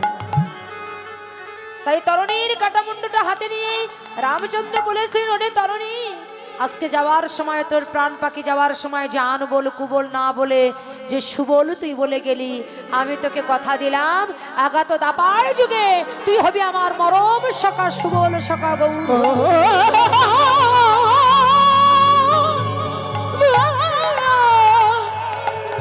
ওরে হরি সেই সুবল সখা জানে না কুবল ত্রেতা যুগে সুবল বলেছিল, তাই এই যুগে এসে হয়েছে আমার গোবিন্দের মরম সখা সুবল সখা, যিনি হলেন সচী মাতার আনন্দ দুলাল বিষ্ণু পিয়াজি প্রাণ বল্লভ, যিনি হলেন আমার মা যশোদার প্রাণের গোপাল, যিনি নিরাশ্রয় দাতা ত্রেতাবতাপ নিবারিতা, যিনি হলেন অন্ধের লড়ি। আজকে কোটি কোটি জনম সাধনা করিয়া যাহার চরণ লাভ করা অত্যন্ত কঠিন বস্তু, সেই এখানে বিরিঞ্চি পান চিতধন শচীনন্দন গৌর সুন্দর কলির আরাধ্য পতিত পাবন আমার গৌর হরি। আজকে আমাদের মতো অত্যাচারী দুরাচারী পাপাচারী বেভিচারিণী কৃষ্ণ ভোলা বহির্মুখী জীবকে কৃষ্ণ উন্মুখীন করিবার প্রত্যাশায় যে ধনে গোলকে গোপনে ছিলেন কোন যুগে কোন যুগ অবতারে, যা কেউ কখনো কোনোদিন নিয়ে আসে নাই, আজকে আমাদের মতো কলিজীবকে উদ্ধার করবার জন্য সেই ধন আমার গৌরাঙ্গ মহাপ্রভু এনেছেন। মন দিয়ে শুনবেন, মায়েরা কেউ কথা বলবেন না আস্তে। তাহলে সেই ধন আমার গৌরাঙ্গ মহাপ্রভু এনেছেন কেন না আমাদের মতো অত্যাচারী দুরাচারী পাপাচারী বেভিচারী জীবকে উদ্ধার করবার জন্য। আজকে গৌরাঙ্গ মহাপ্রভু মধুমাখা হরি নামের ডেলি মাথায় করে নিয়ে তিনি নদীয়ার পাতে দুটি বাহুকে উত্তোলন করে হরিনাম করতে করতে গৌরাঙ্গ মহাপ্রভু চলেছেন। আজকে আমার গৌরাঙ্গ মহাপ্রভু যিনি এই নবদ্বীপে এসেছেন, যিনি ব্রাহ্মণ কুলে জন্ম নিয়েছেন, বড় উঁচু জাত, বর্ণের শ্রেষ্ঠ ব্রাহ্মণ, বড় উঁচু জাত, আজকে ব্রাহ্মণ কুলে জন্ম নিয়ে আমার গৌরাঙ্গ মহাপ্রভু তিনি কোনো কিছু বিচার করে নাই। কে উঁচু জাত আর কে নিচু জাত এই ভেদাভেদ আমার গৌরাঙ্গ মহাপ্রভু তিনি কোনোদিনের জন্য করে নাই। আজকে অন্য অন্য যুগে ভগবান এসেছেন, আর এই কলিযুগেও আমার গৌরাঙ্গ মহাপ্রভু এসেছেন। হরি বল হরি বল। কিন্তু আমার গৌর হরির মতো এমন দয়াবান, এমন করুণাবান, এমন ভগবান আমরা আর জীবনে কখনো কোনো দিন পাবো না। জানেন বাবা, আজকে শুধু এই কীর্তন আসরে নয়, প্রত্যেকটা কীর্তন আসরে দাঁড়িয়ে বড় গৌরব করে বলতে ইচ্ছা করে যে গৌর আমাদের ভগবান, গৌর বাঙালির ভগবান, গৌর হলো জনদরদি ভগবান। তার মতো এমন জনদরদি ভগবান আগে কখনো কোনোদিন আসেনি, আর জীবনে কখনো কোনোদিন আমরা পাবো না। এমন দয়াবান তিনি, তিনি জীবনে কখনো কোনোদিন কোনো কিছু বিচার করে নাই। তার সামনে তিনি যাকে দেখেছেন, একটা মুচিকে দেখলে কোল দিয়েছেন, একটা মেতরকে দেখলে কেউ কোল দিয়েছেন, যাকে দেখেছেন তার হাতে যদি না হয়েছে তবে তার পায়ে পড়ে এই ধন আমার গৌরঙ্গ মহাপ্রভু বিতরণ করেছেন। বলতে পারবেন যে এর আগে কোনো ভগবান এমন কাজ করেছে যে পায়ে ধরে নাম বিতরণ করেছে? বলতে পারবেন? কিন্তু সেটা করিয়ে দেখেছেন আমার গৌরঙ্গ মহাপ্রভু, আমার গৌর হরি করিয়ে দেখিয়েছে। জগৎজীবকে জানিয়ে দিলেন, হে জগৎ, আমি যেমন কোনো কিছু বিচার করি নাই, তোমরাও যেন কোনোদিন কোনো কিছু বিচার করতে যেও না। কেন? এ জগতে যার ভিতরে বিচার আসবে সে কখনো কোনোদিন আমার ভজন করে আমার ভজন পথে জীবনে কোনোদিন পৌঁছাইতে পারবে না। যে বিচার করবে সে কখনো কোনোদিন আমার কৃপা লাভ করতে পারবে না। আমি যেমন কোনো কিছু বিচার করি নাই, তোমরাও যেন কোনো কিছু বিচার করো না। যদি কোনো সাধুগুরু বৈষ্ণবকে দেখো, অন্তত কিছু না পারো তোমার মাথাটা বৈষ্ণবের চরণে একবার নত করে দিও। হরি বলো, হরি বলো। আমরা তো অনেক ব্যক্তি আছি, আমাদের একটু গাড়ি বাড়ি টাকা পয়সা বেশি হয়ে গেলে মানুষকে মানুষ বলে সম্মান করতে জানি না আমরা। যার ব্যাংকে কোটি কোটি টাকা ফিক্সড করা আছে, মনে করেন এই কীর্তন আসরে সে ভালো জামা কাপড় পরে এসেছে, একেবারে চেয়ারের পরে পা তুলে বসে আছে, মানুষকে মানুষ বলে শ্রদ্ধা করতে জানে না। কিন্তু আমার গৌর হরি বলেন হচ্ছে মূর্খ ব্যক্তি, ও জীবনে কখনো কোনোদিন আমার কৃপা লাভ করতে পারবে না। ভগবান কেন মাথা নত করতে বললেন? আমাদের মতো জীবকে কেন মাথা নত করতে বললেন? জগৎকে জানিয়ে দিলেন বৈষ্ণবের চরণে মাথা নত করবে। কেন জানো? এই বৈষ্ণবের চরণ ধুলি অঙ্গে মাখতে মাখতে যদি কখনো কোনোদিন কৃপা করে একটা নিষ্কঞ্চন বৈষ্ণবের চরণে পড়ে যায়, যদি কখনো কোনোদিন একটা নিষ্কাঞ্চন বৈষ্ণবের চরণে তোমার হাত পড়ে যায়, নিষ্কাঞ্চন বৈষ্ণবের চরণ ধুলি যদি তোমার অঙ্গে লেগে যায়, সেই দিনে তোমার মানব জনম ধন্য হয়ে যাবে। তুমি যে মনুষ্যকুলে জন্ম নিয়েছো, তোমার মানবকুলে জন্ম সার্থক হয়ে যাবে, আর তোমার ভিতরে তখন ভক্তির উদয় হবে। এ জগতে কেউ যেমন ভক্তি নিয়ে জন্মগ্রহণ করে, আমার এই জগতে এসে কাউকে ভক্তি অর্জন করতে হয়। যেমন ধ্রুব মহারাজ, ভক্ত প্রহ্লাদ, ভক্ত হরিদাস, এনারা কিন্তু ভক্তি নিয়ে জন্মগ্রহণ করেছেন। তাহলে আমার ভক্তি নাই, তাহলে আমার কি করতে হবে? আর এই কলিযুগে ভক্তি ছাড়া আর কোনো উপায় নাই। কলিযুগে জীবের একমাত্র সম্বল হচ্ছে কৃষ্ণ বলে কাঁদা। লক্ষ্য করবেন, বলছে যে কোনোদিন কৃষ্ণ বলে কাঁদতে পারবে না, যার চোখের জল ঝরবে না, সে কোনোদিন ভগবানের কৃপা পাবে না। এই কলিযুগে জীবের কাদাই হচ্ছে একমাত্র ভজন, আর কাদাই হচ্ছে জীবের একমাত্র সাধন। এই জগতে যার চোখের জল যত বেশি করে ঝরবে, সে তত তাড়াতাড়ি আমার গৌর গোবিন্দের কৃপা লাভ করতে পারবে। যে কৃষ্ণ বলে কাঁদতে পারবে না, কৃষ্ণ বলে যার চোখের জল ঝরবে না, সে কখনো কোনোদিন আমার ভগবানেরই কৃপা লাভ করতে পারবে না। গৌর হরি জানিয়ে গেলেন এই কলিযুগে জীবের একমাত্র সার হচ্ছে কৃষ্ণ বলে কাঁদা। মনে রেখো, অন্য কোনো গতি তোমার নাই। আজকে হরি বললে না, কালকে বললে না, আজকে কৃষ্ণ বললে কাঁদলে না, কিন্তু একদিন না একদিন হরি তোমাকে বলতেই হবে। একদিন না একদিন হরি বলে তোমাকে কাঁদতেই হবে। কৃষ্ণ বলে কাঁদা ছাড়া করি জীবের অন্য কোনো গতি নাই। তাই যদি তোমার ভিতরে যদি তুমি কৃষ্ণ বলে কাঁদাতে চাও, ভক্তি যদি না থাকে, তাহলে কি করতে হবে? জগতে যাদের ভক্তি আছে, সাধুগুরু বৈষ্ণব, তোমাকে তার কাছে যেতে হবে। তোমাকে তার কাছে যেতে হবে। আর এই বৈষ্ণবের চরণধুলি অঙ্গে মাখতে মাখতে যদি কোনো বৈষ্ণব কৃপা করে তোমাকে কিঞ্চিত মাত্র ভক্তি দান করে, তাহলে তুমি একদিন ভক্তি রাজ্যের মালিক হয়ে যাবে। হরি বল, ভক্তি একটু বাড়ো ভাই, মেন ভোকালের হাই। হরি বল,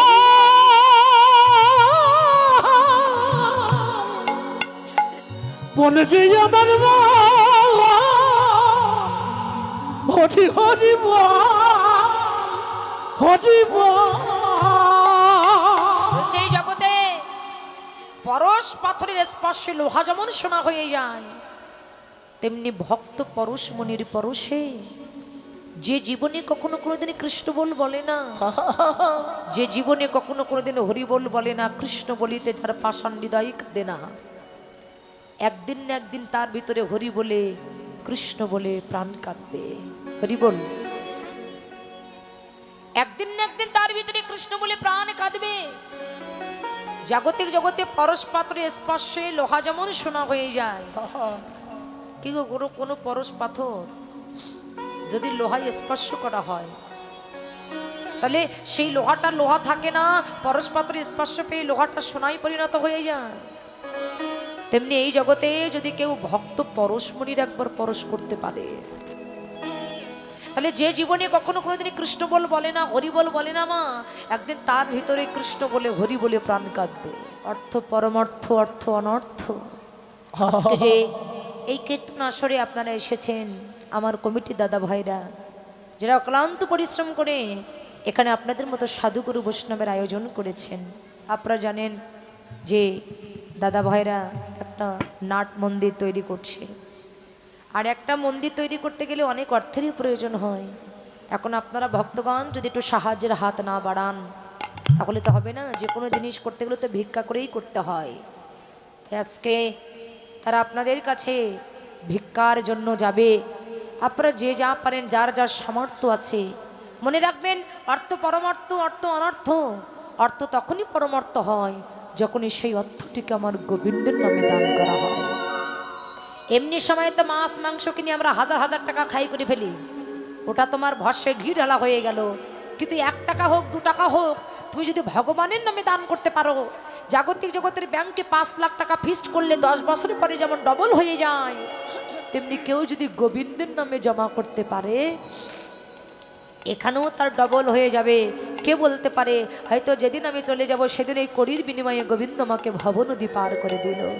তাই জয় রাধে।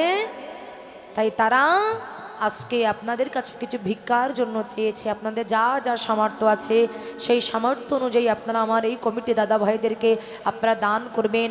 আপনাদের সাহায্যের হাতটা আপনারা বাড়িয়ে দেবেন। মায়েরা আপনাদের কাছে অনুরোধ, আপনাদের সাহায্যের হাতটা তাদের কাছে বাড়িয়ে দেবেন, যেন আপনাদের সেই দান অত মন্দিরের সেবায় লাগবে। তাই আপনারা তেমনভাবে দান করবেন যেন এই দানটা আমার গোবিন্দের সেবায় লেগে যায়। নিতাই গৌর হরি হরি বল। হরি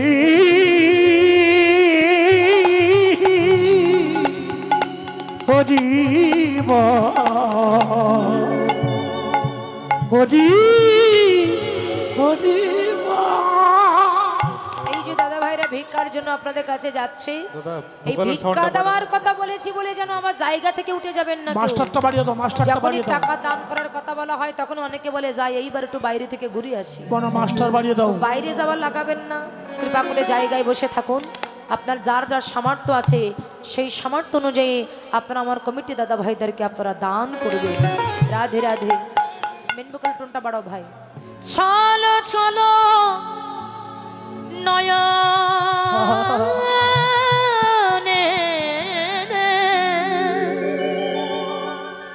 হাসি মাখাবো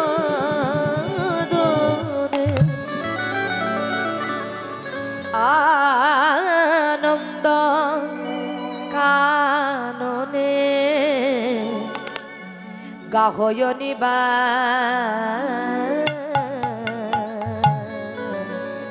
সবাই হাত তুলে আমাদের সাথে বলবেন করতালি দিয়ে। যাদের হাত আছে তারা হাত তুলবেন, যাদের নেই তাদের তোলার দরকার নাই। না থাকলে কি করে তুলবেন, তাই না? ভগবান যদি দিয়ে থাকে তাহলে তুলবেন। মায়েরা না থাকলে তোলার দরকার নাই, যদি থাকে তাহলে তুলেন। হ্যাঁ, আপনাদের আছে নাকি হাত? তাহলে তুলেন। রাধে, হাত উঁচু করে তুলেন। আপনাদেরকে লজ্জা করছে না তো? লজ্জা করলে নাক কেটে দেবেন। হ্যাঁ, জয় রাধে। হাত তুলে সবাই হরি বল। টোনটা বাড়াও না ভাই। হরি বল হরি বল মনুরে আমার। হরি বল হরি বল হরি বল মনুরে আমার। হরি বলো হরি বলো মনরে আমার। হরি বল হরি বল হরি বল মনুরে আমার। ছলো ছলো নয়নে হাসি মাখা বদনে, ছলো ছলো নয়নে হাসি মাখা বদনে আনন্দ কাননে গাহয়নিবার আনন্দ কাননে হয়নিবার হাত তুলে হরি বলো মন রে আমার একবার হরি বলো কবি রে আমার একবার হরি বল মন রে আমার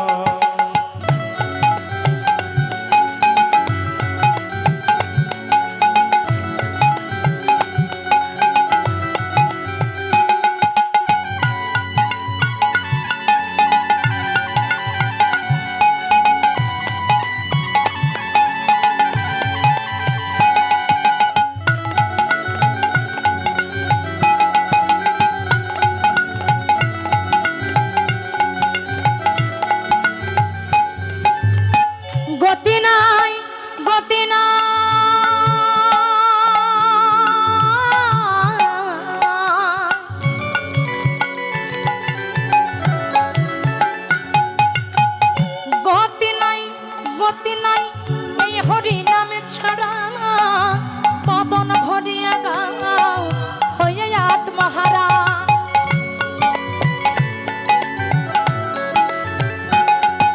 আরে গতি নাই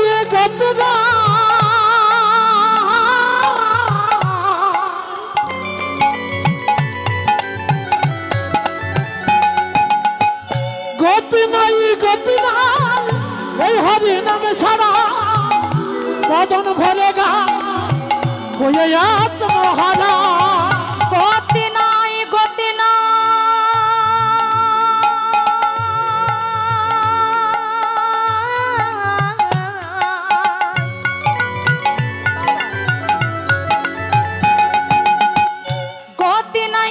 গতি নাই এই হরি নামে ছাড়া বদন ভরিয়া গাও হয়ে আত্মহারা ওই দেখো শ্মশানে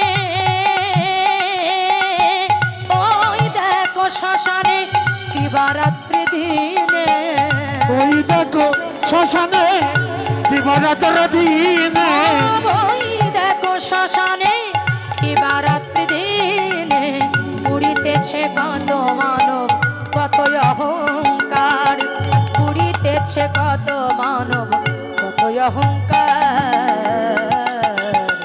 এটা হাত তুলে আমরা সবাই জোরে বলবো কি বলবো হরি বলো মন রে আমার একবার হরি বলো মনে রে আমার আরে হচ্ছে না তো আমি তো জানি সিলেটের ভক্তরা বলো হরি বলে নাকি রাধে হাত তুলে সবাই একসাথে তালে জানি তো যে তাল ঠিক আছে ভালো জানি তালে বলে তাই তালে বলবেন হাত তুলে সবাই একসাথে জোরে বলুন হরি বলো আরো জোরে কি হচ্ছে মাইলে বলো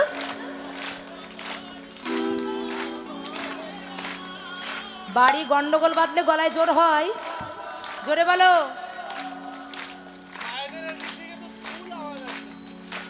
হ্যাঁ? আরে শুধু করতালি আওয়াজ হলে হবে গলার আওয়াজ করতে হবে না আরে বলেন হাত তুলে বলুন হরি বলো মন রে আমার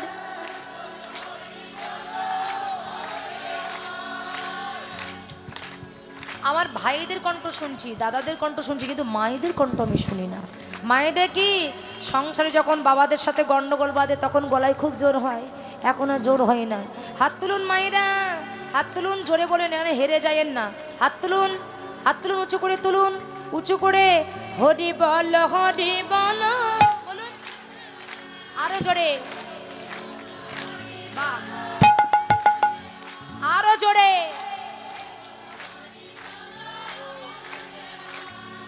আরেকটু এবার আমার দাদা ভাইরা বলবে হাত তুলে ওদের সাথে জোর বেশি হওয়া চাই হাত তুলে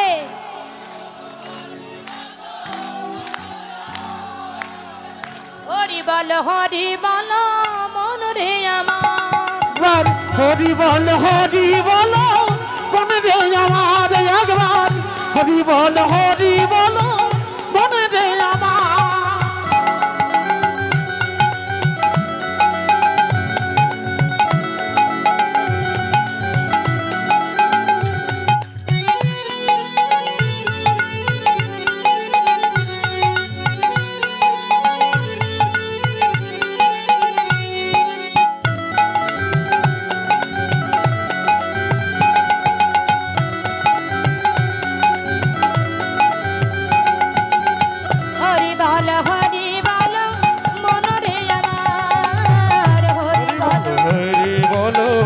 মন রে আমার একবার হরি বল মনে রে আমার একবার হরি হরি বল মনে রে আমার একবার হরি বল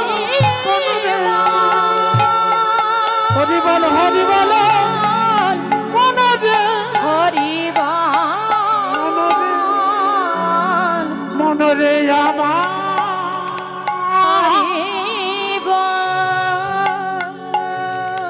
বৃন্দাবন আপা জপে যা রাধে রাধে। সবাই হাত তুলে করে তালে দিয়ে, এটা মোড়ে মোড়ে মোড়াচ্ছ কিসের জন্য নাকি? হাত তুলে সবাই একটু তাল দিয়ে সবাই বৃন্দাবন ধাম আপার জপে যা রাধে রাধে। বৃন্দাবন ধাম অপার জপে যা রাধে রাধে বৃন্দাবন ধাম আপার জপে যা রাধে রাধে। বৃন্দাবন ধাম আমার জপে যা রাধে রাধে জপে যা রাধে রাধে, ভোজে যা রাধে রাধে। জপে যা রাধে রাধে ভজে যা রাধে রাধে জপে যা রাধে রাধে, ভোজে যা রাধে রাধে। যা রাধে রাধে ভজে যা রাধে রাধে। ও মায়েরা, বৃন্দাবনের ব্রজ মায়েরা যারা, তারা কিন্তু সবাই মাথায় কাপড় দেয়। তোমরা তো বৃন্দাবনের মায়েরা নাকি? এটাই তো বৃন্দাবন, এটাই নবদ্বীপ। তাহলে তাই যদি হয়, তোমাদের কাপড় যদি লম্বা থাকে, একটু মাথায় কাপড় এ দিও। কি হচ্ছে রে বাবা? জয় রাধে রাধে। সবাই মাথায় কাপড় দিবে, আর বাবারা মনে মনে দিবেন, মনে মনে, ঠিক আছে? জয় রাধে। জপে যা রাধে রাধে, ভোজে যা রাধে রাধে। জপে যা রাধে রাধে ভজে যা রাধে রাধে। হাত তুলে রাধে এলবেলি, রাধে এলবেলি সারে পার জপে যা রাধে রাধে। রাধে বেলি সারে কা জপে যা রাধে রাধে বৃন্দাবন ধাম অপার জপে যা রাধে রাধে।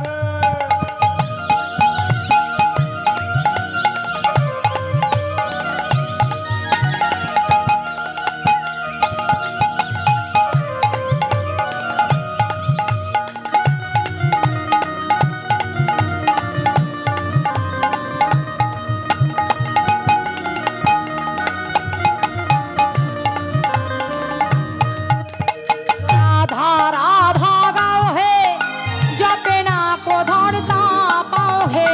जो राधा राधा गाओ है सपना को धर का पाए कत हो जाई बेड़ा पाल जो पे जरा। कत हो जाई तेरा पाम जो बेजा राधे राधे বৃন্দাবন ধাম অপার জপে যা রাধে রাধে।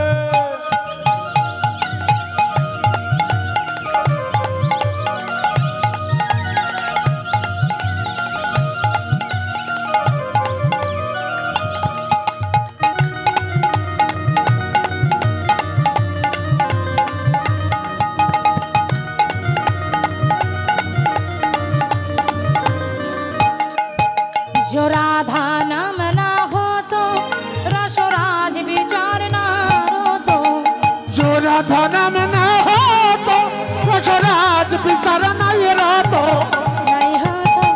नहीं हो तो कृष्ण अवतार जो पे जा राधे राधे। नहीं हो तो कृष्ण अवतार जो बेजा राधे राधे বৃন্দাবন ধাম অপার জপে যা রাধে রাধে। बोलो राधे राधे রাধে রাধে राधे राधे राधे राधे राधे। রাধে রাধে वृंदावन में राधे राधे। সবাই বলো হাত তুলে। ফুলটাই আমার রাধা রানী নিচে ফেলে দিলেন। আর যেটা ব্যথা লাগে না সেটা দিয়ে মালা তৈরি করেছে।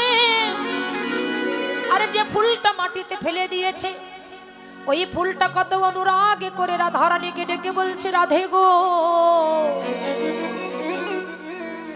মনে বড় বাসনা ছিল দেহই আমি গোবিন্দের সেবাই লাগাবো, কিন্তু আমি কত জন্মান জন্মান তরের অপরাধী, আমার এই দেহই আমি গোবিন্দের সেবায় লাগাতে পারিলাম না। তাই রাধে আমি এই জন্মে যখন পারিলাম না, তুমি আমার আশীর্বাদ করো, আমি পরজন্মে যেন গোবিন্দের চরণ সেবায় লাগিতে পারি। একই অনুরাগ রে, এমন অনুরাগ না হলে কি আমার গোবিন্দ মেলে?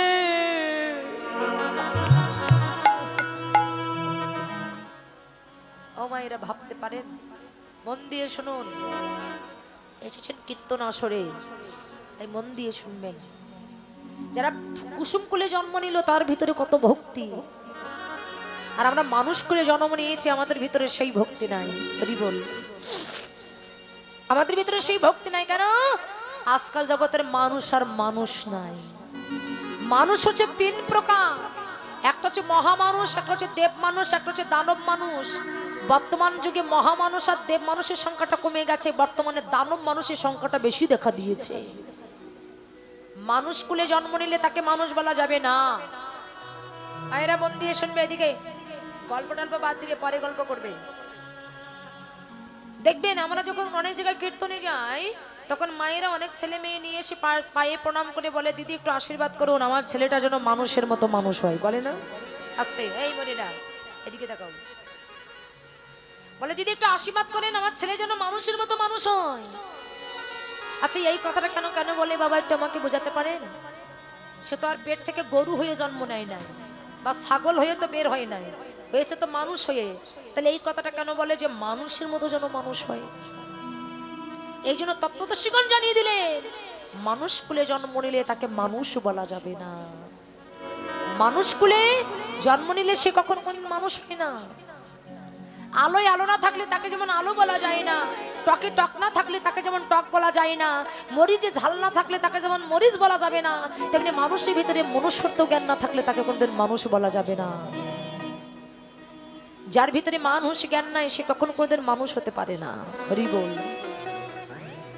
এই যে আমার গুরুদেব একটা কথা বলতেন, বর্তমান যুগে মানুষের অবস্থাটা কেমন কেমন অবস্থা? ভাই টোনটা একটু বাড়ো, মেন বকলে টোনটা। বলছে, পশু ব্যক্তি মানব জাতি করছে পালন, অজ্ঞানতার অন্ধকার হয় পরিপূর্ণ মন, পাপ পুণ্য ভালো মন্দ পশু কিছু জানে না, মানব জাতি জেনেও তাহা মেনে চলে না। ইউনি ভাগচিটি শিখেরা আসে কত শত, তবুইদের চরণ বলন হয় মূর্খের মতো। এমন কিছু মানুষ আছে বিশ্ব চরাচরে, হৃদয় ভরা নোংরা ওদের ভদ্রবেশে ঘুরে, ভদ্রবেশে ঘুরলে ওরে মানুষ বলে না। মানুষ হবে জাগবে যেদিন তোমার জ্ঞানের চেতনা। শোনো রে মানুষ ভাই, ওই পশুর ধর্ম ছাড়ো, মানুষ যদি হতে চাও সৎ মানুষের সঙ্গ করো। কি বুঝলেন? মানুষ হতে গেলে সৎ মানুষের সঙ্গ করতে হবে। সৎ মানুষ কারা? কারা? সাধুগুরু বৈষ্ণব যারা। এই জন্য শোনেন, আপনার প্রত্যেকটা পিতামাতার লক্ষ্য রাখতে হবে, আপনার ছেলে বাইরে পড়ছে, মেয়ে বাইরে পড়ছে, আপনাকে লক্ষ্য করতে হবে আমার ছেলে কার সঙ্গ করছে, আমার মেয়ে কার সঙ্গ করছে, এইদিকে লক্ষ্য রাখতে হবে। এই গ্যাসে বলে একেবারে ঝাড়া হাত পা দিয়ে বসে থাকলাম, ও আরেক দিকে চলে যাবে, যাচ্ছে না, এই দিকে লক্ষ্য করতে হবে। তাই বর্তমান যুগের মানুষ আর মানুষ নাই। ওই মহাকবিরা তাদের গানে বলে গেছে না, এই গানটা আপনারা অনেকে শুনেছেন, বলে গেছে দেখবেন, এই দুনিয়া এখন তো আর সেই দুনিয়া নাই,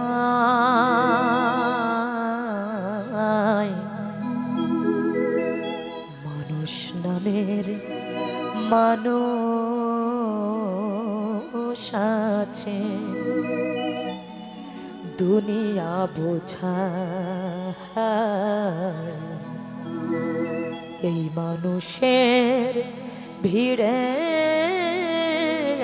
আমার সেই মানুষ না। শুনেছেন না এই গানটা? তা গান শুধু শুনলে হবে না, বিচার করতে হবে। গানের প্রত্যেকটা কথার অর্থ আগে জানতে হবে। আমরা বাঙালি মিসকাল ভালো বুঝি, কিন্তু বাংলা গানের অর্থ আমরা বুঝি না। মানুষ নামের মানুষ আছে, দুনিয়া বোঝায়। এই মানুষের ভিড়ে আমার সেই মানুষ নাই। হ্যাঁ, তাই আজকে যে কুসুমকুলে জন্ম নিল, সে কত অনুরাগ করছে, রাধে আমাকে আশীর্বাদ করো, আমি পরবর্তী জন্মে যেন গোবিন্দের চরণ সেবায় লাগতে পারি। তাহলে সে গোবিন্দের চরণ সেবায় লাগবার জন্য কত কিছু করছে। আর আমরা মানুষকুলে জন্ম নিয়ে আমরা শুধু এই চিন্তা করি কার কোন সর্বনাশ করা যাবে, কার কোন নিন্দা করতে হবে, কার কোন কথা বলা যাবে। কেন? এগুলো মানুষের স্বভাব নয়। তাই রাধারানী আমার ওই মালাটা হাতে নিয়ে মনে মনে চিন্তা করছে যে মালা তো গোবিন্দের গলায় পরাতে হবে, কিন্তু আমি বাদিনীর ঘর থেকে আমি কেমন করে আমার বধূর কাছে যাব গো। আহা, মালা হাতে নিয়ে মনে মনে চিন্তা করছে, এই মালা বুঝি আমার গোবিন্দের গলায় পরানো হবে না। তাই ওই পথ দিয়ে তখন বৃন্দা দুটি যাচ্ছিলেন। বৃন্দা দুটিকে দেখে রাধারানীর মনে বড় আনন্দ হলো। রাধারানী আমার বৃন্দাকে ডেকে বললেন, বৃন্দা রে, ওরে আয় আয় আমার কাছে আয়। সখী আমি এমন ঘরে বাস করি যারা আমার কৃষ্ণ বলে কাঁদিতে দেয় না। ওই নীল আকাশ পানে আমার চাইতে মানা, আমার পরনে নীল শাড়ি পরিতে মানা, আমার নয়নে কাজল পরিতেও মানা। তাই সখীরে ওরে, এই মালাটা একবার আমার বধূর গলায় পরিয়ে দিয়ে আয়। বৃন্দা দুটি বললেন, এই জগতে বিনা স্বার্থে কেউ কাজ করে না। আমি তোর বধূর গলায় যদি এই মালাটা পরাতে পারি, তাহলে তুই আমায় কি দিবি? বলছে, যা চাইবি তাই দেবো। বলছে, ঠিক আছে, আমার এই গজমতি হার, এই গজমতি হারটা আমি তোকে দিয়ে দেবো। তখনই বৃন্দাবতী বললেন, গজমতি হার চাই না, গজ আর হার বাদ দিলে মাঝখানের অক্ষরটা কি থাকে? মতি।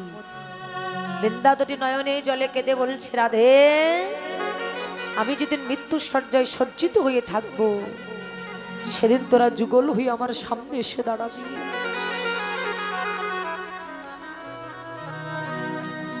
তোদের এই যুগল চরণে যেন আমার মতি থাকে, রাধে।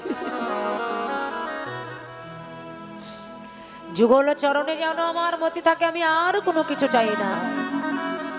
তাই বৃন্দা দুটি মালাটা নিয়ে যাচ্ছে কোথায়? কোথায় যাচ্ছে? ও মায়েরা, মালা নিয়ে কোন জায়গায় যাচ্ছে জানো? জানো না? আমার কৃষ্ণ যেখানে আছে, কোথায় আছে? সুবলকে সঙ্গে করে নিয়ে কোন জায়গায় বসে আছে? রাধা কুণ্ডের তীরে। মন দিয়ে শুনবে, প্রশ্ন করলে উত্তর দিবে। রাধা কুণ্ডের তীরে বসে আছে, আর বৃন্দা দুটি মালাটা নিয়ে যাচ্ছে রাধা কুণ্ডের তীরে। বৃন্দা দেবী হেন কালে আসি আসে কানে মিলে, বৃন্দা দেবী হেন কালে আসি আসাই কানে মেলে, চম্পেকের মালা করে